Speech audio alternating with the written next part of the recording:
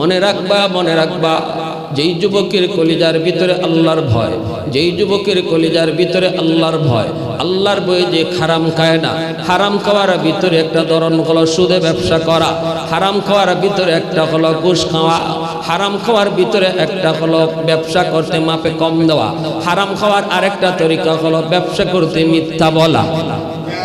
আসেনি না?